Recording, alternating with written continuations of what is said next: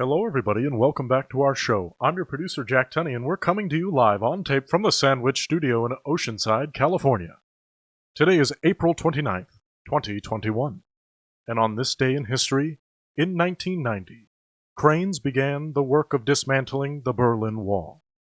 Let us use today as a reminder that archaic barriers in society must be brought down. For today's sandwich, we will discuss the aftermath of the Chauvin trial and what its verdict means for the progression of justice in America. If you like this content, go like and subscribe to our channel, and remember to comment down below. Now, without further ado, in association with SitRep Media, the hosts of the PB&J podcast. Hi everyone, and thank you for tuning in to the PB&J podcast. Welcome back. Today we have a very, very great and important show, so make sure you tune into the end, and we're just going to jump right into the first bite, where we're going to talk about Biden's first 100 days in office. Yeah, that's right, Brandon. We are going to jump right in. He had a series of promises that he made, as most presidents do when they are running campaigns. He, upon getting into office, had 100 days, basically, where he said, I'm going to get these things done. And I'm going to just go through the list and say what things he did get done, what things he hasn't quite gotten done, what things he hasn't even attempted to do yet. So the first thing that he said, the most important thing as he was running his campaign, was to pass the COVID-19 relief package. Of course, he kept that promise, as we all know, since we received those checks. So that's great. The next thing was 100 million vaccination shots in 100 days. He kept that and, in fact, doubled it. It was 210 million by his 100th day. I think two important things there is he made a goal and then overachieved it. The COVID stimulus bill, there were some kind of hiccups and stuff, but there were certain portions where it was an overachievement, and the same thing with the vaccinations. Yeah, absolutely. I mean, we reached the 100 million mark on day 59 of his presidency. Yeah. So it's very impressive. A vaccination to this extent of this the size of population this quickly really has not happened in history. It's extremely impressive. It's important to mention that this is due to the Biden coordination with certain states. This would not have been the same under Trump. Yes. So. Yes, of course. The next thing that he said or the promises that he made had to do with climate change. He promised to rejoin international climate organizations and agreements. This is kind of a half and half one, because he's kept some of that promise. He is getting back into a lot of these agreements and organizations, but these things do take time. So we are back in some of the organizations we were in, but not all of them. We are back in some of the agreements that we were in, but not all of them. But I believe that as time progresses, we'll continue to see us, rejoining those organizations and agreements. He also said that he was going to make climate change a national priority. That appears to be kept. It's in his legislative agenda. It was in his speech last night that he gave. He's trying to bring that to the forefront. He's got a lot of really good ideas regarding that. During his speech, he said that to him, dealing with the climate change problem is just a means to get a lot of people more work, to get more jobs, to make our economy function better. So he's really looking at it that way. Speaking of the economy, he said that he would present an infrastructure plan in his first 100 days. He has done so. Really good plan. It's a pretty good plan. He said that he was going to pause evictions and foreclosures. He kept that. And he also said that he was going to pause student loan repayments for even longer. And he kept that promise as well. You had something you wanted to say on this, Brandon? Yeah, I kind of got two things I just thought of. There's a lot of kind of debate still over what to do with student loan debt and stuff. I think the repayment is very important. I also think that it's important for us to finish the discussion.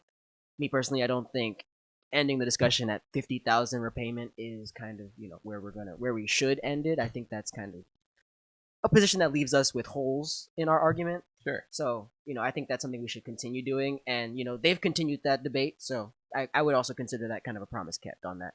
Yeah. Student loan repayment in general. Just kind of having the conversation. And there's a lot of other, really important economic stuff, so where even I'm starting to consider, Biden could be one of the most progressive presidents of all time of our lifetimes because Yeah, I mean, the speech was extremely progressive. yeah, and in the speech he kind of put his signature, kind of put his stamp, and co-signed two very important bills. The main one being the American Families Act. You know, there's a lot of great things such as extending the child tax credit, which we've talked about a lot.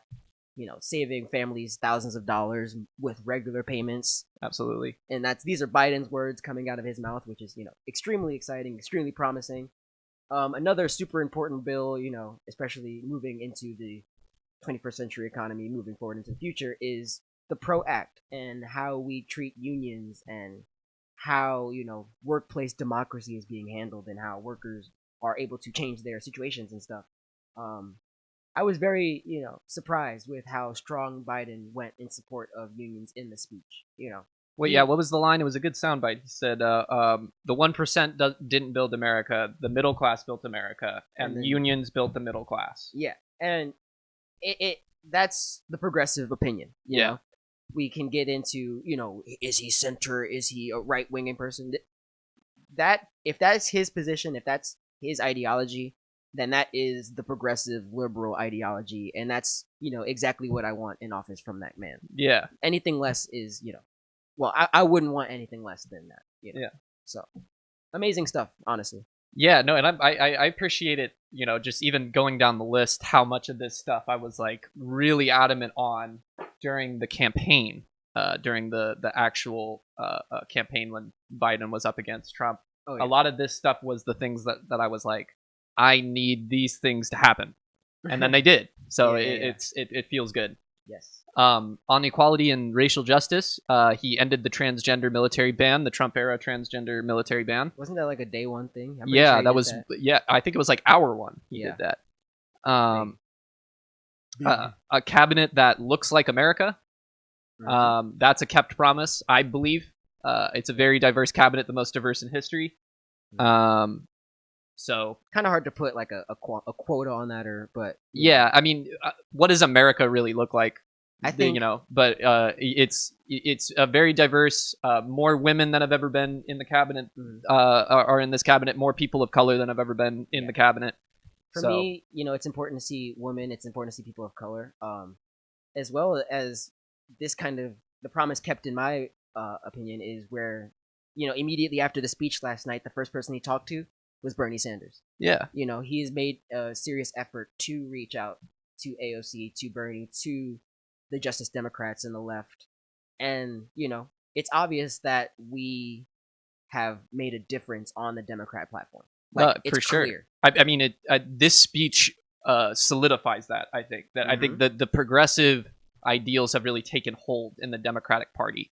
I mean, because he's as Democrat as it comes. Yeah. Right? Like, he's as down the line Democrat as it comes. You know, maybe Chuck Schumer a little bit more.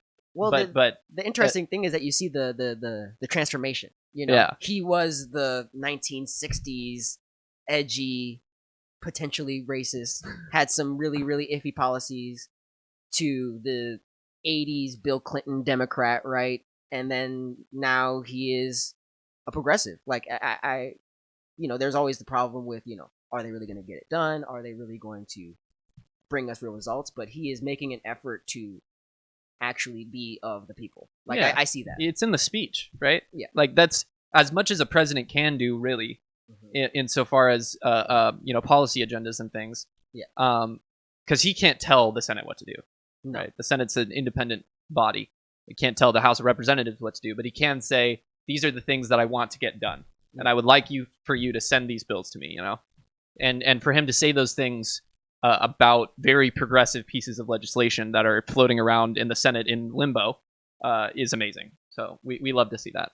Yeah. Now I'm going to talk about a few things that he hasn't quite gotten done yet. Now, this is as a result of a great many things. But predominantly it's Senate Republicans blocking.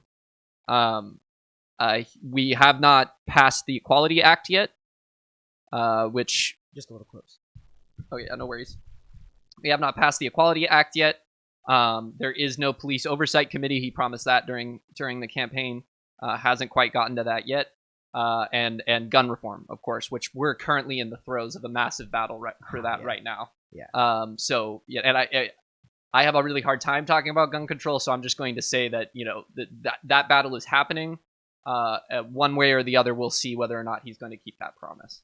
Yeah. There's a lot of different sections of that conversation, in my opinion. Yeah, tons. Honestly, I think the conversation we have today is a part of gun reform. Yeah. The last thing was find bipartisan compromise. Now I'm going to label this as in progress, and that's a optimistic labeling. I think he's trying. I really do think that he's trying to reach across the aisle to make things as easy as possible for these Republicans to maybe break ranks a little bit. It's difficult for them though, man, because they're like a cult over there. They really don't like disloyalty, and I mean, look at Jeff Flake. That man got ruined just for saying, "Hey, Trump's like kind of being an asshole." That's all that guy said. So it's difficult for them. I get that. I mean, I wish that they would be braver, but to me, the strategy should be look how hard the Democrats are trying to be good faith and trying to be honest and trying their hardest to work with the other side. And the Republicans are just throwing it all away. So hopefully that's what they're trying to do, and then when people see that, it's like, oh wow, the Republicans are off the deep end in some areas. So more people there are certain things that should be bipartisan. Like they just should be. There shouldn't even be a party like consideration in it. Yeah. So I hope that we could start to vote on more of those things. I mean, look in the speech. We saw Ted Cruz and other people standing. I mean, not standing, but not clapping for common sense thing is ending child poverty. Yeah. Making democracy easier. Yeah. It's like some things are bipartisan, but these guys won't even do the simple bipartisan stuff. Like, hopefully, Americans start to see that. Is all I'm saying. Yeah, I hope so too, and I hope that people just start to pay attention to more of the going-ons, the daily going-ons in Congress, because once you look at the daily going-ons, you realize how much obstruction is actually occurring. Oh, yeah. And how many things, like, they just don't talk about because Republicans won't allow it onto the floor for debate. Yeah. Misdirection. Yeah, I think it's really important for people to get to look closer at that. And Biden called him out directly during his speech as well. He wasn't mincing words. He said Senate Republicans like we want certain things done. He called Mitch out by name during the speech. So these things are good. So overall, with this first major address from President Biden, he said things I wasn't expecting him to say. He took positions I wasn't expecting him to take. He definitely came after this in a way that appeals to me personally, from my perspective. I think he's trying really hard, and I got hope for him. I got a lot of optimism that he's gonna get the job done. He's gonna do everything that he possibly can to mend this admittedly very traumatized, very broken country. He said in the speech, we're dealing with the worst pandemic we've seen in 100 years, with the worst economic crisis we've seen since the Great Depression, the worst attack on democracy we've seen since the Civil War. Mm-hmm. That's a hell of a trifecta to deal with as a president coming in. And I think he's doing okay, and I expect him to keep moving forward. So, yeah, that's pretty much all I got to say about that. Mm-hmm. Good job, Joe. Let me put on my glasses for you. Great speech. Me personally, I like something a little more aggressive, a little more direct, a little more scorched earth. But Biden is who he is, and that was Biden. Soft-spoken country gentleman. That was Biden at his best. Yeah, he was killing it. He was killing it. Only a couple of gaffes. Only a few gaffes. A few gaffes. Very, very minor gaffes. Minor gaffes. Yeah. And his skin looked great. He just looked good. He looked good. He looked younger. He looked bright and pink. So it's the first time a president, after a considerable amount of time, looks younger. Yeah, when he's the first one. He's the first one. He lost a couple years in the first 100 days. Meanwhile, Barack Obama aged 10 years in the first 100 days. Yeah, Joe's like, I'm feeling way better now.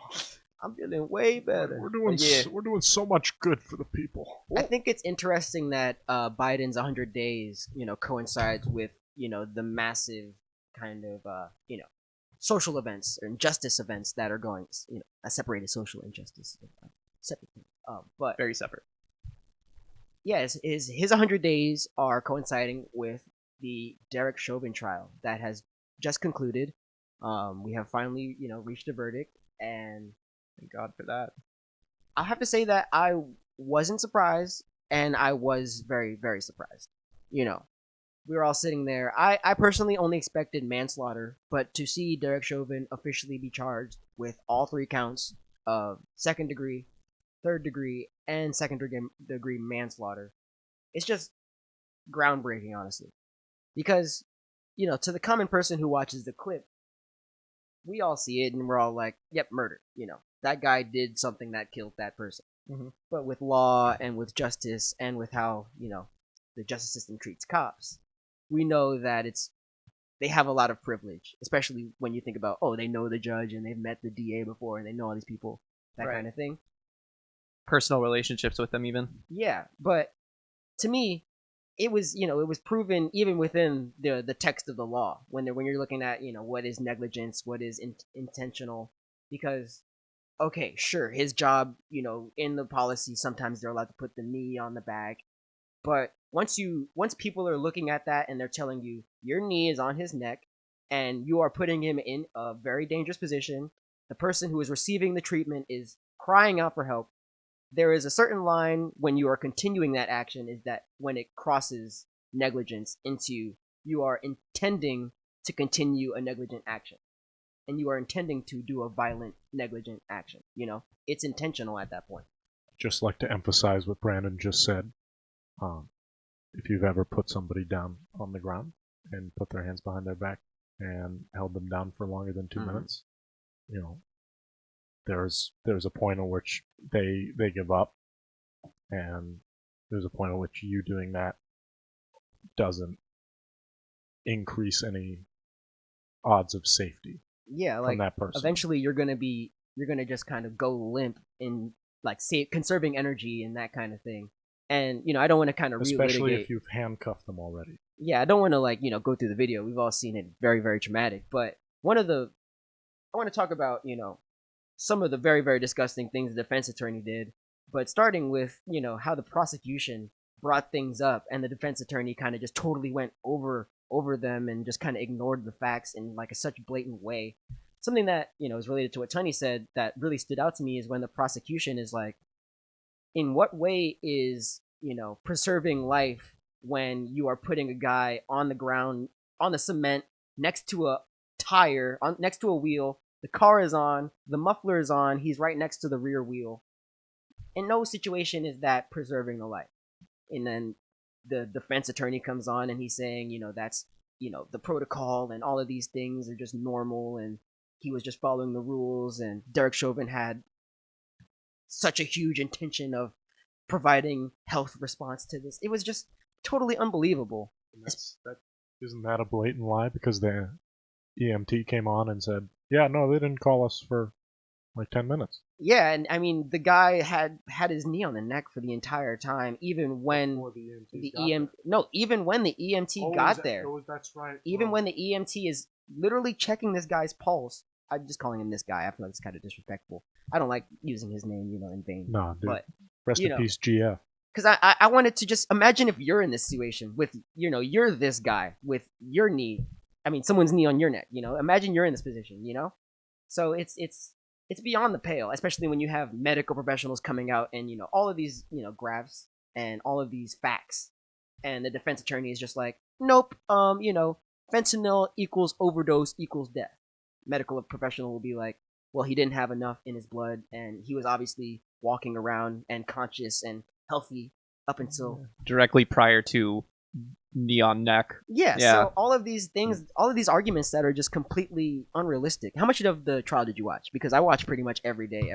I watched the first day. I watched the opening arguments, and I watched some of the cross examinations, not all of them, and then I watched the closing arguments for both. If I could, one argument that just points how just brainless this argument is that their argument was that George, this is literally what the defense argument of the defense of Derek Chauvin, his argument was. They were saying, oh, George Floyd had an oxygen saturation that was really high before the knee was on his neck, and then the oxygen saturation went back up after the knee went off his neck. And what that means is that he was overdosing during the altercation, but then after the altercation, when How are they measuring this? Did they measure this in the autopsy or something? The medical examiner was talking about oxygen saturation for a long time, and how, basically if you have, if you have you're usually at like 95% breathing. If you're at 80% breathing, you're mostly fine. But even if you go down to like 60%, it's like a drastic difference. So the defense attorney was making the point that his overdose was causing the oxygen saturation to go down, and that's proven by the oxygen saturation raising after when he gets to the hospital. Like they're just completely illogical arguments. Completely. I don't even get it. No. I realize they need to go back to school and realize that correlation does not make causation. Yeah, I mean they were just using. He was on drugs. They picked up the one smoking gun and they're like, this is it. Yeah, and they're just trying to connect everything to a smoking gun. Yeah. When the medical examiner has proven that even if he has 3% or 3 milligrams of fentanyl, that's not enough to like kill you, especially if he isn't already dying. He's a grown-ass man. He's a big man. He's a really big man. If what I said didn't make full sense, their point was that he was already overdosing. His oxygen saturation level was already at a low enough point where he was already dying before the knee was on his neck. But wouldn't it? And so since even if he was overdosing, right? So let's like say that's a thing that was happening. Okay, he was overdosing during the event with Chauvin and everything that was happening with the knee and all the force and everything. Like it's still negligence and horrible on the part of Chauvin. Yes, even if he was on drugs. Yes. Even if it took you 9 minutes to contain a man. Well, think about how bad of a job you're doing. It went beyond overdosing, man. It went beyond by their you're standard. Doing a terrible job. This guy is overdosing on fentanyl, and you can't control. Like, what are you saying? He's overdosing. Let me put him under more stress. It's insane. Let me put his heart in. Let me put him on the ground and And look, I get it. I'm not going to blame the defense attorney here. He was doing his job, but come on now. Yeah. Come on now. I mean, some of the stuff he's saying is just straight childish. One of my least favorite parts. Last thing on the disgusting, because even trying to like retell this stuff is just so disgusting and just so blatantly like just childish, honestly. Like when he was talking to the witness, it was a black witness. I think he was like a fitness instructor or something, and basically this guy was yelling a bunch of taunts at Derek Chauvin at the moment. He was calling him like the B word and the P word and all these things in the video. And if you've heard the video, it's audible. The guy who's yelling in the background is this witness, and so the defense attorney is kind of repeating what the witness was saying in the video. He was like, so did you call the officer a B? Did you call him a P word, A word, B word? Did you say all of these nasty, foul language words? And it's just like... And he looked him right in the camera and he said, you're damn right. Yeah, the guy was like, yes, I did say that. And it's just like, what is this childish argument that this cop is such an insecure person that, someone calling him out for his aggressive policing has made him continue doing more aggression? It's like, come on. More damage. So honestly, that makes me think the defense attorney is saying, hey, our officer is not mentally stable enough to accept verbal opinions. Yep. That we believe those verbal opinions are the reason he went outside of his job description. Also, he didn't kill the guy that was calling him a bitch either. Yeah, well, right? I'm like confused it's not on like what the defense is trying to bring to the table. Like, you taunted this man into killing him, didn't you? The argument is that our cops are insecure. Please don't yell at us. Please don't hurt my feelings. Yeah, you're like, your First Amendment right is hurting my feelings. And then they showed the picture of the crowd. The picture of the crowd is like this black guy, like an older gentleman. I saw the videos, isn't it? It's a like 20-year-old woman, like a little girl, like a pregnant lady. I know it's like 6 grew. people. Yeah, I knew it was like 6 people, but I know it grows like at the end. No, not even nothing over 15 people. Nothing over 15. That's people. what I thought. What mob? Nothing threatening. Didn't mob. Didn't they call it a mob on Fox News at one point? They're saying stuff. No, the defense attorney is saying it's a mob. Yeah, he's that's saying, what it was. He's like, oh, as a cop, aren't you more concerned going into these urban areas? You know. Oh my God. Yeah, he's He saying did it. stuff like that. He's saying stuff like, you know, aren't you more concerned? You know, isn't this a high crime area? Which it isn't, because the girl is like, no, you know, I walk to the store every day. I've never, you know, felt dangerous. I was walking with my little sister. There was no danger. We do this every day. Wow. So It's the middle of the, not only are they middle of doing the street.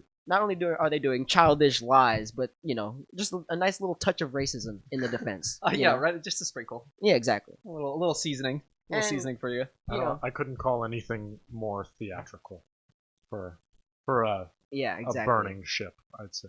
Exactly. And I mean, another, you know, really bad part, larger than just, you know, the case itself, is that there's people who are like defending this more than Derek Chauvin, you know, and more than the defense attorney. Like, people are coming out in full support, even though, you know, They the haven't- law says even though they haven't passed the bar. exactly, you know, like they you just I love how Peter took that at the I word and then realized what I did. I don't just know what thought. that is. Well, The I bar? thought. Brandon. I thought The bar is the class you take after law school. it's the test. yeah. It's the test you take. Sorry. Yes. But I just thought I thought of something, and it is related to a conversation we were having earlier.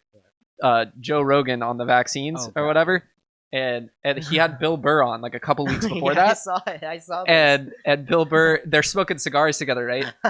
This is funny. Joe Rogan like asks him something about the mask. Oh, would you walk down the street with your mask on? That's what he yeah, says. yeah. Something super irrational. Would you walk down the street with your mask on? And then Bill looks at him and he's like, let's not do this. Like, please. let's not listen to you with no medical degree talk to me with no medical degree about For shit we do real. not For understand. real.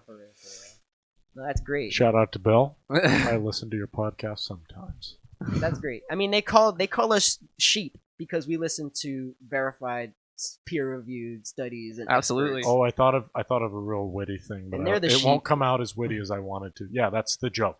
Is, well, I guess we're all sheep, and the ones that stay with the herder will live. You know what I mean? Yeah. The one that listens to the shepherd will live. Yeah, You'll get wolfed out. yeah. That's your fault. Joe Rogan.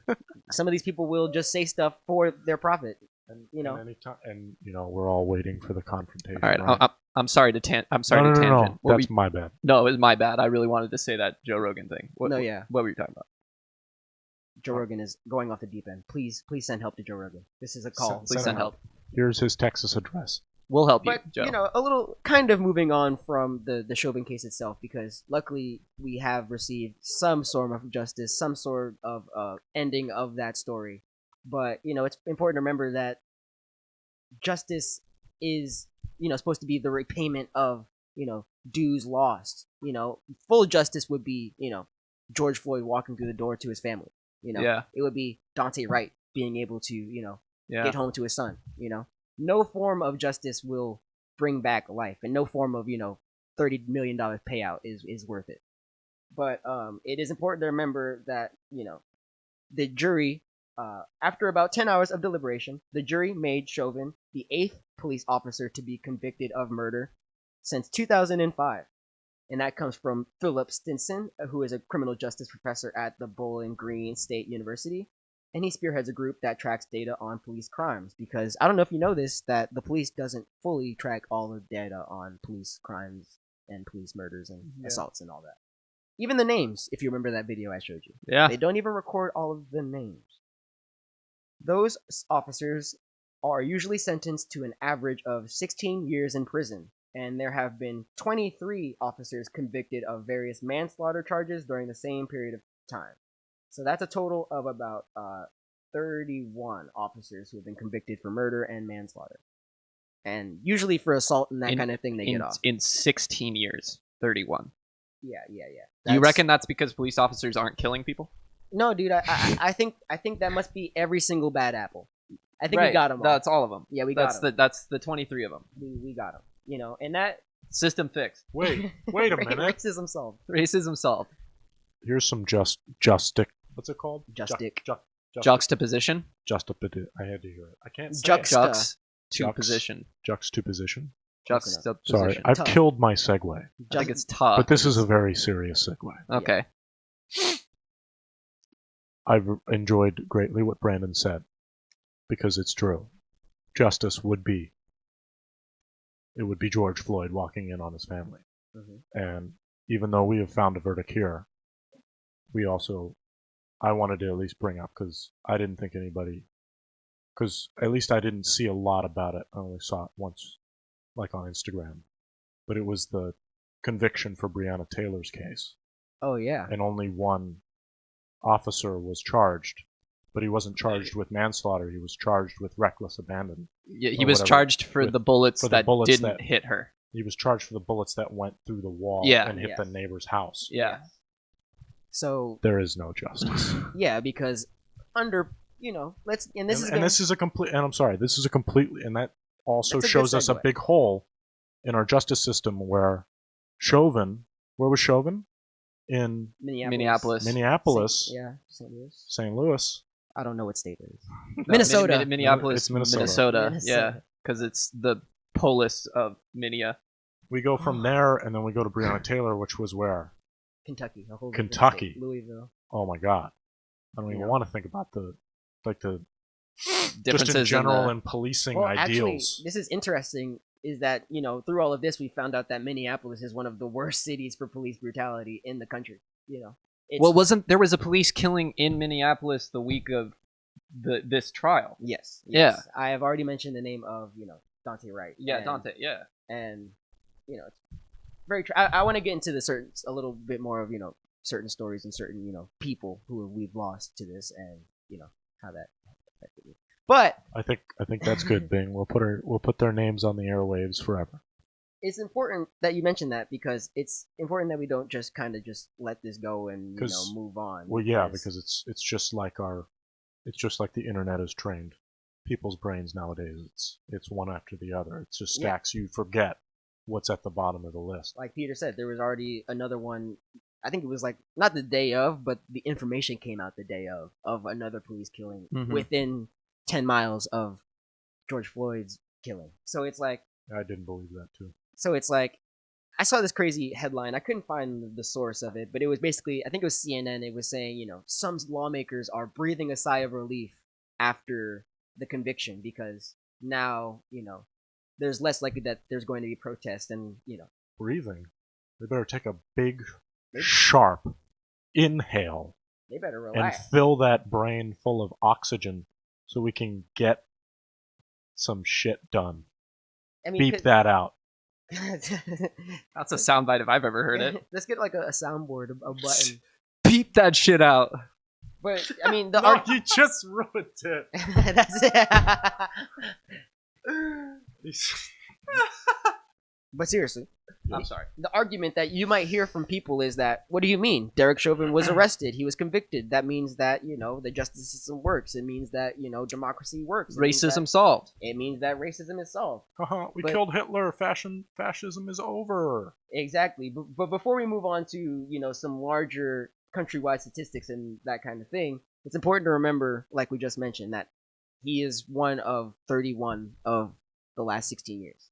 And we didn't put in this video because I think it's pretty shocking. I think it's really, horrific is the word I would use. Yeah, I don't want you to see this, but it's this crazy video comparing the police murders in the United States to the entirety of Europe. And no, I thought it was the United Kingdom. Sorry. It was just the United Kingdom, and it was using United Kingdom because it was like, we have 5 times the population, and then like... It's a good number variation. We have 5 times the population of the United Kingdom, but we have like 20 times the police murders. And it's this crazy video basically displaying how there's, sometimes like 3 police murders a day. And the UK has 3 a year. In some cases, it's even less than that. So it's like, not only is this, a Minneapolis problem and a Louisville problem compared to like a San Diego problem, which we've seen that we have our own problems here. This is a specific United States problem that other countries have solved. These are facts. Remember this.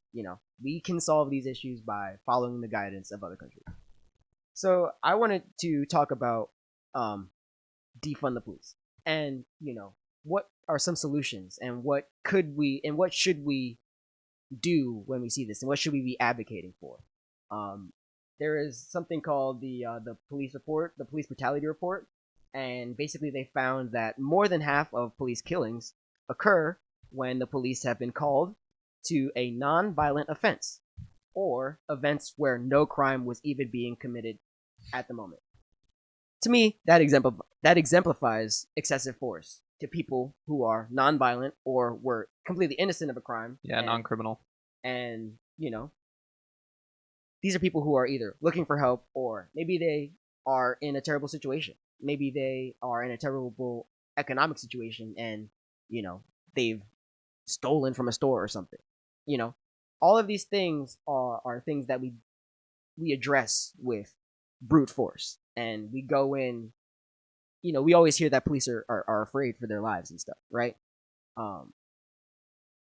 They go into these situations expecting the worst, which is understandable. They're people and everything. Yeah. And, that's kind of a different problem with the gun reform, but that's kind of what we've created within the situation where, there's guns everywhere and we've done nothing to solve poverty. We've done nothing to solve homelessness. We've done nothing to provide for, people who are suffering from depression and mental illness and all of these things that aren't just, take a pill and you'll be better. All of these, disabled people, the elderly, our grandparents that, that could easily be a victim of police brutality, as we've seen. All of these people, we're all at risk here. So when the police are expecting to address every situation with brute force, that is their training. So even when something doesn't deserve brute force, because, I'm not going to say that the police should treat a bank robbery with the most, diligent, careful hands, right? But when it's these small non-violent crimes, even drug crimes, even, certain robberies and stuff, they're calling the police because you stole $10 from CVS. These are not situations where the police officer needs to come with a gun. That's my very radical stance. I'm going to say, a lot of these situations can be solved by, social workers, people who have professional, training in calming down someone with a mental illness, calming down someone who is actually, suffering from mental strife. Because or distress, yeah. People don't just become criminals, right? There's a long process, And sure, some people are just angry or whatever. Some people are just violent or whatever. But, I'm not going to pretend like I have all the solutions either. I'm not a cop. But to me, as a civilian, the cops address every single situation as a violent situation. I wrote this down. We do not need stormtroopers with rifles to answer a domestic dispute between a mom and a son, for example. Indeed. There is an exact situation where this comes back with, Derek Chauvin. Someone who, this is a true story, in 2017, Derek Chauvin was the subject of a police complaint because he was called to a house where a mom and a son were having basically a domestic dispute. I think the mom was trying to kick the son out and the son wouldn't go. So the cops were called. Derek Chauvin immediately comes and starts roughing up the kid. He tells him to get on the ground, and the kid's like, "I'm not getting on the ground. Why would I listen to you and get on the ground?" And the cop throws him on the ground, puts his knee on his neck. Derek Chauvin put his knee on his neck, on another person's neck in 2017. Received a police complaint, because obviously the people then thought it was excessive. So two things here. I want to call out the excessive force of, this police officer, the same police officer. And I want to call out the fact that he was receiving police complaints and he was staying on the force. So, one, he is, using excessive force as soon as he arrives. And two, this seems to be their policy. This is their standard. What else was he supposed to do? To him, he's like, oh, that's my job. Knee on his neck. That's in the training. Throw the kid down, He could be violent. He's not following orders. Exactly, So yeah, I feel like these are great examples in showing how this is not just a bad apple problem. This is a problem in how police are addressing crimes. It's systemic. It's not an issue of individuals. These people are trained to solve situations with a certain type of diplomacy. Right? And their diplomacy is shotgun diplomacy. It's, you get on the ground, do what I say, or you're going to be in a lot of pain, be it whatever way that I'm going to do it. Yeah. And that's just not an effective way of handling people in distress, and they proved that over and over and over again with in psychology and things, that adding more stress to an already stressed person, Yeah, like that I mean, causes a degradation of a situation every time. So if that's the only way we're capable of responding to problems in society is with a police officer with a gun and a knee, that's a systemic problem. yeah, and when it goes wrong so many times, you have to wonder if it's just the wrong program.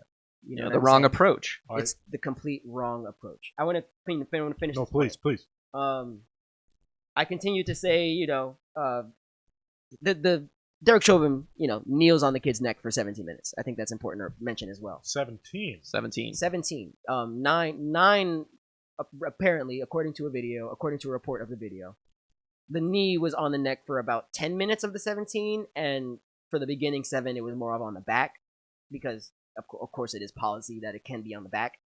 But we got to remember the Dante Wright situation. Another young man. This was a guy who was pulled over because his registration was expired, and they saw an air freshener, and then afterwards they ran the plate and found a warrant, right? So it's like, do we need stormtroopers with guns who are basically working as patrol officers, checking every car, putting people in more danger as they create these situations? In a perfect world, I think it would be, expired tags. We'll send him a letter to his house. He'll see that he has a warrant, and he'll have this paper at his house. We can do a house call, which they do. All of these things, instead of creating these very dangerous situations, especially on the road, for example. Yeah. Where it's just tragic, because I think this is what over policing looks like. When something that can easily be solved with a de-escalation, a simple conversation, just coming to a different understanding, using your words and actually learning from each other, and use your words. Because there is no situation where a cop and a person are just going to work together perfectly. There's always going to be it's a fear. confrontational. It's a confrontational. It's a combative situation. Well, isn't that to me? I think it's truly problematic when the only way you can feel safe from an enforcement force like that for us is we need to know the logistical words to say to be as a considered, person being arrested. Yes, because if they don't say these things, because they're trained to say them, and sometimes they don't, and we catch people doing that. Oh, all the time. Is when they're trying to do things to you, and they want your ID, and they want things like that. They want your info, but you're not being detained. Am I being arrested? Am I being detained? No, you walk away. I mean, I've been seeing people get arrested, no Miranda rights, no reason why I'm being arrested. That's another reason. I'm just over here filming. It's the people that are filming, but they don't know that they should say these words, because the second you say these words and the policeman continues, they're in the wrong. And civil suit, baby. It's a civil suit, and you bring that shit up. Yep. To good high court. But I'm just saying, what I meant to really say is, you truly have a problem when the civilians need to enforce themselves. The burden of they need to arm themselves with the legislation. Yeah, the burden of knowledge is on the plaintiff, it's not the officer. Not the officer. Yeah. When it should be, and I watch this cool YouTube video. This is just a little off. I watch these YouTube videos of this guy. He goes over police videos that are posted, and he goes over really logistical, all of the legislation that would come into the reasoning. Yeah. And there's just so many times where people don't know what to say, and the policeman's just trying to walk all over them. Mm-hmm. And it's why do we let people get into positions of power like that, and why don't we teach the kids these things in school? Well, that's over policing. That is what it is. Brandon brings in. You're right. It's over policing, because the police are creating these opportunities for violence to come out. Yeah. Right. Because and they you walk extend up it to to the a car. person with a camera. A person with a camera who is just trying to document the situation and provide a record. Because they don't feel safe. Because they don't know if the policeman is recording themselves. Exactly. When they should be, which I think should be a all around mandate. So it's these problems are caused once again, by the police escalating violence and, doing the wrong thing. Because if they were doing the right thing, there wouldn't be a crowd. And if there wouldn't be a crowd, you wouldn't feel threatened by the crowd. And if you didn't feel threatened by the crowd that you caused, you wouldn't have to go beat up anybody in the crowd, right? It's this compounding problem that, some people say it starts from cops being afraid. I think it comes from cops having the wrong training, and that training is having a disregard for human life over having a priority for the cop's life. And once again, I feel like I have to mention that most stops do not involve a cop being in a very life-threatening situation. Any situation could become life-threatening, which, is the fear, but most aren't. Like I just showed earlier, more than half of the police killings were in non-violent or no-crime situations. So, I think that through this training, cops have displayed a very, very clear disregard for human life. And, I think that's kind of normal. I feel like I've said that a lot. I feel like I said that during the Texas story. I said that during this whole pandemic. So I think this is actually a very larger and scarier problem, if I had to be honest. And I think it has to do with our politics, it has to do with what our society has done to itself and to us as people. And I think it has a lot to do with where we are going over the next 10 years. I think that we, as, Generation Z, this might be just us, but definitely I feel like older people are feeling it as well, that they are slowly, losing faith in justice. And justice is becoming a very subjective thing, such as, I think that person is a bad person. I think that kind of person is a bad person. So if a cop kills that person, it's no big deal. And, for the right wing, that person might be a drug dealer. But for, another example on the other side is the person who was killed at the Capitol riot inside the building. Mm-hmm. Personally, I don't think that person needed to be shot, Yeah. That person, was being aggressive. They were crossing boundaries that the cops said don't cross. They also charged an individual with a gun. Well, no, the woman who got shot, she was climbing over a barrier. Yeah, and I saw the video. And there was a guy standing right there, pointing a gun at her. Yeah, so I mean, it was foolish, but I think Brandon's point is. Sorry, I get my point is that it's this perspective. It's this world where shooting someone is an easier solution than calming that person down.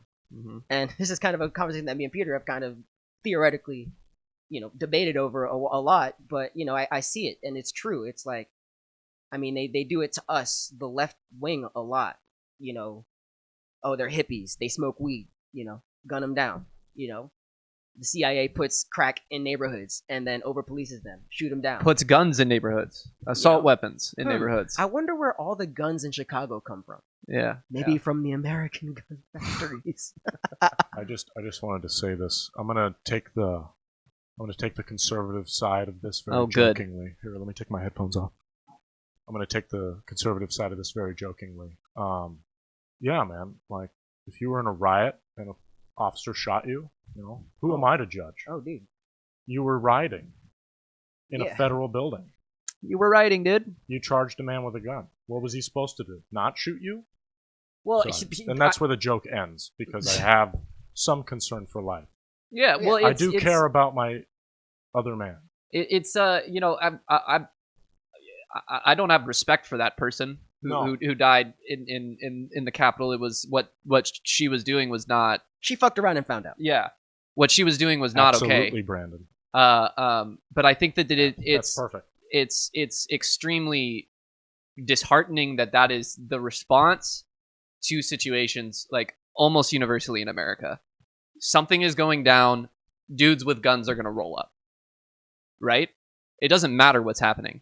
It's a native protest because the Keystone Pipeline is cutting through their land. Oh yeah, pepper spray. Dudes with guns, water hose them, shoot rubber bullets at these guys. Yeah, bring more guns to a native problem. Yeah, people marching for their civil rights in the street. Men show up with guns. Mm-hmm. People even storming a Capitol undemocratically to change an election. brought guns. People show up with guns. That is always the American response, and I think that's Brandon's point, right? Exactly. That it's exactly. the American response is to show up with the bigger stick. And it's not getting worse, but it's becoming just more blatant. Like people, honestly supporting people like Kyle Rittenhouse. Yeah. People like that getting $100,000 in donations because it's like, well, the dangerous rioters, they wanted him to get out of there. They were chasing him out of there, so he, they shot him, and that's his right as an American to defend his neighborhood that he doesn't live in, and it's like people truly support that. And like I was saying earlier, that one, this is cop policy, and two, like this is like their training, and the second thing is that people truly do support those tactics and they see them as the only option. Mm-hmm. And my point here is that all that people are offering when they say things like defund the police and reinvest and reappropriate those funds and even abolish the police, which is truly just the same thing as defund and reinvest, but all we're saying is that this system does not work. It's even for nonviolent drug offenders, even without getting into how they crush political movements or crush the advancement of black people. This system does not provide us with the outcomes that would be most beneficial to most people. There is no world in where shooting a 20-year-old kid with a son, there's no situation where that is going to be beneficial. Secondly, there's no situation in where jailing him for 10 years for having an illegal gun. There's no situation where that is going to be beneficial for anyone in the community. What this means, if you agree with me or not, this is my position. This is how I felt after watching 2 months of literally one step forward, 2 steps back, right? I don't know if y'all all saw that, but that's how I felt the day of the George Floyd case. 1 step forward, 2 steps back. Because that's just how it's designed. We get 1 win and 30,000 losses. And it's not like this is our culture as people. This is something that a cop policy for specifically this conversation. This is a police policy that is killing people, destroying families, and destroying communities, and on a very greater level, taking tax dollars from communities, moving them into different communities if the cops don't live in the neighborhood, and using those tax dollars to oppress and assault and murder people. Literally. So we can keep waiting for the system to, reform. Shake out the kinks. Shake out the kinks. Yeah. Good. Thank you for jumping in right there. Shake out the kinks. One day, it'll stop. Are you sure about that? Yeah. So we could keep waiting and seeing, or we could try something else. And it's not even just trying something else, such as, oh, okay, we'll add more chokehold laws. We'll add more laws about the knee.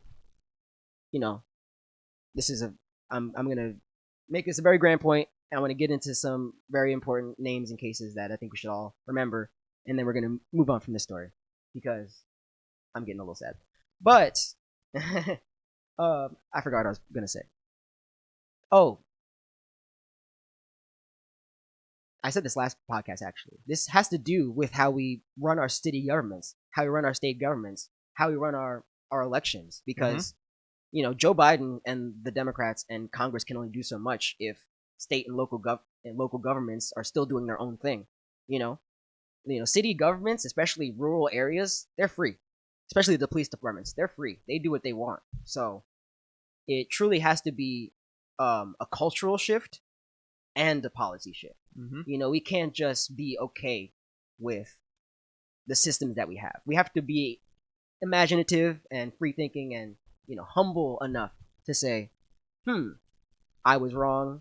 What we're doing is wrong, and it probably doesn't work. Mm-hmm. And like I said, it's up to you to agree or disagree with me if I have proved or disproven that the police system that we have works.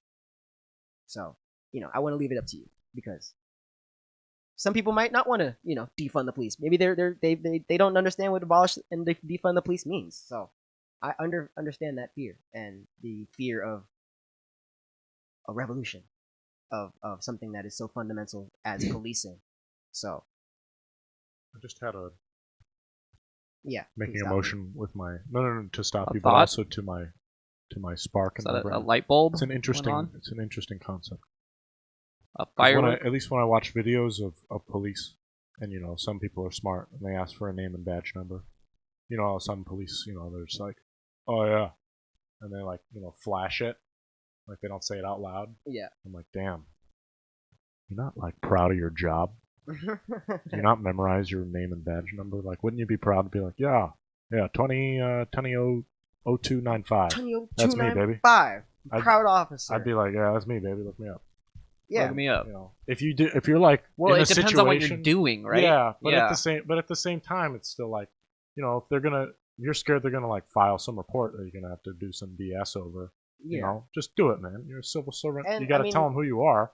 That happened a Like- lot during the protests, and it was With because with the covering of the badge numbers. Yeah. and Yeah, shit. and they're like Oh my being God. real sneaky the like cops that. understand that they're doing the wrong Well, I was thing. also wasn't it down in San Diego? They were also running a system that was picking up people's IPs off their phones, so they knew who they were. Okay. So they knew who went. Like that's some That's some George deep- Orwell shit. that's Orwell deep Yeah. state type. Quick protest guide. Don't bring your phone. Don't bring your phone. Keep Bring it a on air mask. porn. Don't take pictures. What the fuck are you cats doing? You Don't Instagram Don't take protesters. Instagram protests. God Alright. damn it, dude. I took one. We're gonna lose our I took fans. one and I took one and posted one photo, and I thought it was very interesting. No, here's a No, picture I with mean, me you in can a take brick. You No, can no, take a it was- picture of. I tried to be symbolistic. Okay, it was since we were marching down the coast. It was the one no U-turn sign Yeah. as people were walking past it. I took a picture of that. I was Oh, like, No, That's a I good think picture. I think That's taking real- pictures of like marches and those things, that's Yeah, fine. Brandon, But this was the Carlsbad March. It I was like that the picture biggest, you took, Yeah, too. it was the biggest social rights march in Carlsbad history or whatever. It was like the most people. it was have the ever- biggest political march Political in march. Carlsbad Okay, history. I guess we'll call it I don't wait. Hold on. Political. Yeah, of all of Political. but it's a political context, is it not? I mean, hate that it's- it has to. Well, when you have Ted Cruz who won't stand up and clap for child poverty, democracy, and police brutality, Why is that's when it I don't becomes clap for politics. police brutality. Oh, I do. I As you- don't- I wrote a whole thing about police brutality, so obviously I support it, right? honestly? I just didn't. When I went, Are I you- didn't take it as, oh, this is my political. Are you sure? This is my political alignment. Oh, this is why I'm here. Like, I just showed up and was like, hey, like we had we like had like little circles and stuff. We're just talking about why we're there, and I'm like, I love you guys. I'm like, I love this community. I'm like, I enjoy having a healthy, happy place to live, and I think that fear of your local government is not something that should be taken lightly. Yeah. It's No. like that's like, especially when you're living in a white place like this. Oh Yeah. my God, I couldn't imagine. I mean, look, we found cases of police brutality and knees on necks causing deaths in San Diego and in North California. And I'll just say this, just so Matt Hall can hear me. Okay. Oh my He heard God. that. Yeah, Oh he my heard that. goodness. I'm outing them because I know that Carlsbad police and the newspapers like to cover up certain stories that don't get told. Wait, we got breaking news on the. What you didn't hear about the sewage in the lagoon? I mean, I This is heard not the rumors. this is not exactly confidential, but it's not exactly. It may not exactly be proven either. Oh, I But- see. But the So people. this is conspiracy. Yeah. then. No. Conspiracy I hour. was told by someone who worked at the lagoon. Said this. This is not someone we know, by the way. Well, someone you know clearly. Yeah, it's somebody Your somebody source. I talked to in passing, and because I don't talk to this person, I'm not bringing up. Okay, you don't no talk to names, this person. No This names. Okay. person I was told is a girl. that it's not a girl. Brandon, stop insinuating. The person, long story short, because I was looking at it, I had looked at a newspaper and saw something about the lagoon, right? It was like, Uh-huh. oh, Matt Hall gives ecological award to the lagoon. And this is literally a business You that can give ecological awards. yeah, like an efficiency type of deal. Oh, okay. Like they're being green. Oh, the jet ski place. Yeah, ladies and gentlemen, this is a company that rents out jet skis and like kayaks. All they do is burn fuel Into Yeah. the water. into the water. They also dump fuel into the water too sometimes, Oh, yeah, and they like do. stuff like that. They dump. Wow, we're really adding these guys. Yeah, sorry, I'm adding them right now. Yeah. They dump stuff, and they covered it up. And I think it's real obvious that they would dump stuff because they're not just gonna go throw it away somewhere because there's nowhere. Allegedly. Well, Yeah, this is a massive allegedly going on. all here. right, everyone. We'll say it's allegedly, but I am 99% sure. Oh my god. Why would you have why one would- source? How can you be 99% sure? Tell me this.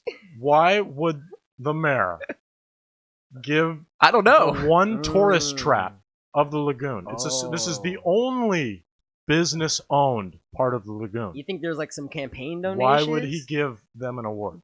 Carlsbad does have some Google. sus. Google Oh wow! It has some sus local politics stuff. Where's your source? Where's my source on Don't that? at me on that. I won't, dude. You know what? I'm just gonna take your word for it at this point. that sounds true. Doesn't it like it sounds too good to be true? Yeah. Local governments, they do get away with a lot. Maybe that's what I'm trying to say. Okay, I think that I'm gonna say that is what you were trying to say. And if there's a powerful company in the city of Carlsbad, it would be that. Let me continue it one step further. Oh Okay. god. And this will tie it back to the policing. And We're gonna get and the this a defund. segment. It's conspiracies Are you with ready? Jack Tunney. Are you ready? Yeah. The defunding. Ready? Defund the lagoon.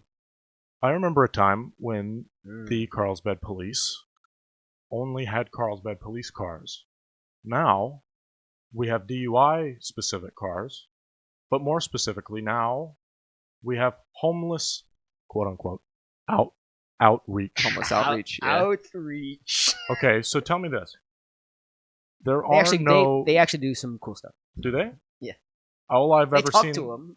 Yeah, I guess all I've ever seen them is talking to them, but Yeah. I've never seen them doing anything mean. I talk to homeless people. I'm talking about. Can I get paid for that? I'm talking about the outreach, bro. Just Homeless join the outreach. police for the homeless outreach only, just to Yeah. hang out with the cool. Yeah. folks. Don't give me a taser. Don't give me a gun. Just let me go chill with the homeless dudes. That's what Well- defund the police would be. Yeah, like long story short, I don't want to assume I know what they're talking about or what Okay. they're doing with the money. Right. Okay. But there is, as someone who has been homeless in Carlsbad, hmm there are no viably publicly funded homeless outreach type deals. Like there's no soup kitchens, there's no True. short So there's no this- short stay shelters, which you could go to one, but it's religiously funded and you'd have to drive 50 miles north. There's a lot in like Fallbrook and Yeah, it's Temecula. like far out. Where they might be taking their homeless epidemic a little more seriously because it does get up to 90 degrees during the summer where you could just die on the pavement. That's a good Yeah. point though about the cars. Though. Yeah, I would just So- like to so say, what you're- where is the money? But if they just put it into, You're saying it's like a virtue signaling type of thing, well, right? they're buying decals and putting them Yeah. on police cars. I don't think they bought new cars. They bought new cars. Or if they did, they bought new cars and they put decals on them. Yeah. Where's the money going? The decal. Yeah. Yeah, Brandon, like that's like, and I guess that's what I'm trying to get at is like they bought new cars Oh yeah. and then they got decals on them. Think about how expensive 4 new police cars would be. And I would never talk $30,000 down. each I will never Yeah. talk down. with the discount. $120,000, $150,000, I would say. Yeah, that's a For fresh. That's a 4 fresh cars. Ford. That's a fresh arts Hold program. on. Also, it's an enforcer. You have to think about that. That's special made. True. That's got- but it's got- it's American made though, so it's less expensive. It's less. Yeah, Yeah, it's but it does have a reinforced grille and such, so that it can take head-on collisions. $10,000 right there. Yeah, it's like bulletproof glass, stuff like that. Also, Not really. with but- with our corruption, the corruption 10%, extra $1,000. So you're right. You actually got it right because the decals with that they're corruption fairly discount, it's very important. I can't support this talk But, here. okay, This is okay. Well, I'm just gonna put a nice little cherry on top. Yeah, please do. Never talking down any individual of law enforcement. You know, I take every person that enters my life like at face value what I see, and like if they talk to me, then I get more for what I'm asking. But you know, do your job right. It's like, and I'll bring up just like one story. And I'm not We talking. are running out of time. We are running out of time when we're over, but I'll talk about one policeman that did pull me over at 1 a.m. in the morning. And he was asking me questions. Tunny's eyes were red. I had just left this podcast. Oh. And we may have done It's some a PB&J story. Might have done some things in my car. Uh. And so this policeman pulls me over, and I'm looking at this man stone cold. I'm not giving. Yeah, no I'm not kidding. giving up. I'm stoned cold. Greatest podcast on earth. Finish the fucking story, dude. Long story short, he didn't ask me for my license or registration. Oh, so he just pulled you over and pulled me accosted over, you. Accosted me, and then told me my back brake light was out, and then left me. I was like, "Yeah, I'll take my buddy home." Thanks. He's like, "All right." And Oh, I was that? like, Was that what Jack Tarman was with you too? Jack Tarman was in my car. Yeah. And the man did not give me due process or any diligence, and then left. And I was like, "What? Were you just trying to fucking nail me? Like on what?" Protect and serve. My Protect and tags serve. are fresh. All right, let's refresh ourselves here because we're 5 minutes over. Yeah. So let's I love get you through guys. this. Thank you for To, letting me to speak. close that up, No, of course. one sentence. We wanted you to. What I want if a policeman is listening to this, policewoman, police person, I want them to listen to their clients, their people. Listen to the people that they're Constituents, policing. I think their you would constituents. You are not a stormtrooper. You are a representative. You are a spokesperson. You are a, So listen to the Yelp reviews. That's what this is. This is a 1 hour long Yelp review. Yeah. America. That's actually a great segue. Oh yeah. Because I'm doing a review in the milk. Movie review hour. Well, it's a TV It's show. it's time to have a little bit of milk to piece us out. Yeah, we do enjoy the milk here on this show. Can't be all grim, No. because even though there was 3 people murdered today by the police, there is good content coming out. So Hella good content. Yeah. And good Disney's- content with good Disney's ideas pumping. and good themes, you know what I'm saying? So Yeah. you gotta mix both because that's what's true about the world. The good comes with the bad. They don't come individually. Mhm. So yeah, The Falcon and the Winter Soldier, which I talked about a couple episodes ago, when the first episode was about to come out, it has finished. It had a 6-episode run. There's no plans for a second season, so it is a limited series. I like a good movie. Six episodes. It's basically a long movie. Okay. 30-minute episode. 30 to 50-minute episodes, and one of them was an hour. One of Like them was 40 60 minutes. minutes. Yeah. So I just have some stuff that I wrote down. I really like this show. The Falcon and the Winter Soldier is a fun, witty, and exciting show that tackles real-life issues. The 2 principal characters deal with significant change over the show's 6-episode run. The Falcon, or Sam Wilson, who's played by the great Anthony Mackie, struggles with feelings of worth and tries to balance his home life with his hero life. The Winter Soldier, or James Buchanan Barnes, known as Bucky, played by the inimitable Sebastian Stan, tries to recover emotionally from his years as a mind-controlled Hydra agent who murdered countless people while under somebody else's control. Can I spoil something? No. I was gonna kill that spoiler. I was gonna spoil it. I was gonna spoil the shit out of that, man. Interestingly enough, it's the movie we're watching after this. Hell podcast. yeah. Hey man, bleep that shit. While the show is not super heavy-handed with its political commentary, it's definitely the secondary thing in the show, right? The first thing is action, throw the shield, be super cool explosions. The secondary thing, of course, is political commentary.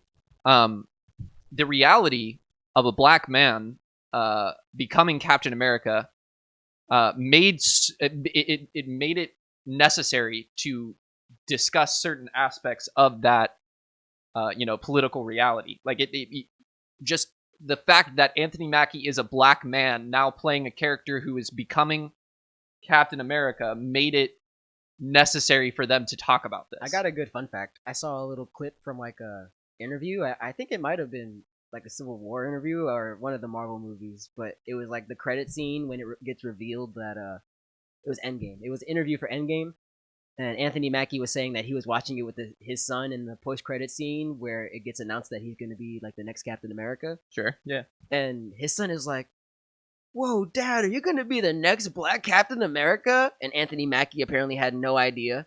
So he was like, I guess. It's like, so it's pretty cool. It's just a cool little story. Yeah, no, I did see that, and later when it got confirmed that yes, he would pick up the shield and become the captain, his son called him and said, oh, I can't, it didn't register fully, Yeah. but I can't believe it, like you are Captain America, you are Captain America, and then they like both cried together and stuff. It's like extremely emotional. It's different. Well, I don't know Marvel history, but I know that this is, a big change of the storyline of what absolutely. We've been sold over the last 10 years. All you have to do is look at Chris Evans, who played Captain America in the first several films that in the Avengers, and you can see the contrast there. Like there's a contrast there. All right. No comment. But yeah, so my favorite episode of this series, which was episode 5 called Truth. It dives deep into this particular issue, focusing a lot of screen time on the former super soldier Isaiah Bradley, also a black man, who was treated horrifically by the U.S. government in the Vietnam era. So he was a super soldier after Captain America was in World War II, but because he was black, they treated him much differently than they treated Steve Rogers, and it's very they don't appear to be that different, really. These two people, Isaiah Bradley and Steve Rogers, they both love their country. They both wanted to do good, wanted to protect their friends. In fact, there's a story that he tells where he says, a couple of my boys were captured and I went and I broke them out and I brought them back, but it didn't matter. They still treated us terribly. That same story happens in the first Avenger. Captain America goes and breaks out his buddies out of a Hydra prison and brings them back, and he's applauded. Wow. And so it's a direct contrast between the two things. Yeah. The treatment of a white man in America and the treatment of a black man in America. Yeah. It's an interesting character, an interesting way to tell that story too, with how just fundamental to the Avengers Captain America is, and just in American culture. You know what I'm saying? Yeah. Oh shit. But yeah, I mean, I think the show is just really good, and it really hit these things on the nose, and it didn't like, it wasn't afraid. You know what I mean? A lot of the times with shows like this, especially shows that are directed towards a younger audience, they're a little afraid around subjects like this. They weren't. They charged headfirst into it. They looked us in the eye and they told us what was wrong and why this was such a problem. So yeah, I think that a lot of the strength from this series comes from Sam Wilson's decision to become Captain America anyway, even given all of the barriers and pressure trying to keep him from not being Captain America. Like a line, and we're gonna watch Civil War very soon. A line from Civil War goes, "When the whole world is telling you to budge, plant yourself like a tree, and say no, you move." And that's a very Captain America. That's a Captain America value and vibe. So I think that it's amazing that he's captain. I think he's my captain. Oh, captain, my captain. I'm behind you 100%, Anthony Mackie. Behind you 100%, Sam Wilson. Let's run it, dude. And I just wanted to say, I'm really looking forward to the way that Marvel is progressing here. They're going on a fucking rampage. All right. This year, particularly. They have Loki, which is another TV series, another step into the TV world that they're going. I'm really surprised to hear that. That releases June 11th. Black Widow, the much delayed, much anticipated prequel movie based on Scarlett Johansson's pivotal character in the Avengers movies. That is coming out, I think, pretty soon. July 9th. Marvel's What If, which is an animated series that they're releasing that takes a slightly different view on all of their major movies that they've made. I love when they do that. They did it to Shrek. Yeah. Honestly, I think they're just copying the What Ifs from the YouTubes. There was the Marvel What Ifs. Yeah, the comics. Well, there's the comics, Yeah, but Oh, yeah, obviously they're just copying the video format Yeah, they're stealing from the YouTube. YouTubers. Oh, okay. Yeah, sure. Marvel is doing their venture into YouTube content. Yeah, Wait, are those going to be like? Sorry, are those going to be like they're show shorts. length? They're No, short- Yeah. It's short. gonna be like, what if Loki dated Captain America? Or what and if- they It's gonna be like, kissed? what if Loki accidentally, or what if Loki didn't pick up the Tesseract? Yeah, or what if Captain America, or what if Steve Rogers Oh. wasn't actually Captain America and it was Peggy Carter instead who got the super serum, and then she becomes Captain Britain. Hold on, Pete. And those are the type of stories Captain that they're going to Britain. tell. Let me talk about this double standard real quick. Captain- I don't want to. I don't. We are so far over We're time. so late, but you let me spoil that part. But I couldn't spoil a part in a film that was made before that movie. I haven't Wait, seen what? What? That Steve Rogers becomes Captain America? Oh, I was gonna say Bucky kills Stark's parents. Oh, well, that's because that's a major fucking spoiler, dude. You haven't seen Civil War yet? That's a major spoiler. No, I haven't seen Civil War yet. This is why I'm saying. We're about to watch it. Just forget Hold what on, I said. let me get through this though. Let me get through this, okay? It's just a couple more. Trust me, Brandon. Brandon, it is not a pivotal part. What are you talking about? Who is Bucky? Okay, shut up. Okay, right there. Just, right just there. You're digging the hole. Right you're digging there? the hole. You're telling you're, me. You're continuing to dig the hole. Just Minutes stop are going digging. down the drain. You guys, I think I see China. Oh, no. We're still digging. Okay, Shang-Chi and the Legend of the Ten Rings. It's a movie that comes out September 5th, introducing a new character and a new world to the MCU. The Eternals is set to release November 5th. This movie will take place over thousands of years, and it is the most anticipated out of the content that is being released this year by Marvel. Miss Marvel is coming out, another series, fall 2021. Hawkeye series set to release in 2021. It will focus on Clint Underrated. Barton. Underrated. The Hawkeye we know from the Avengers movies, as well as a new Hawkeye named Kate Bishop. Black Hawkeye. No, she's a woman. Oh, Yeah. damn! I'm not It's watching. not a, it's not a, Um, she's not a black woman? No, she's a white woman. Where's the diversity in God that? damn it. Yeah. What the heck? You're killing me. Last and certainly not least, What the heck? Spider-Man: No Way Home, the third Spider-Man movie in the MCU, and Tom Holland's sixth outing as the fast-talking crime fighter, is set to release on December 17th, 2021. So, if you weren't keeping track, which I imagine you weren't, that is a metric fuck ton of content. That is four new TV series being released, as well as 3 major motion pictures just between now and the end of the year. This is gonna be like a year of Marvel. This is the golden era of Marvel. I Which have is never been surprising. more excited. Honestly, I'm not sold until I see the next Stephen Strange film. Oh. No, listen to me. Oh, that's March 2022. Yeah. So that's I'm not sold until I get to see them. Yeah, Doctor Strange, the Multiverse of Madness, dude. Yeah.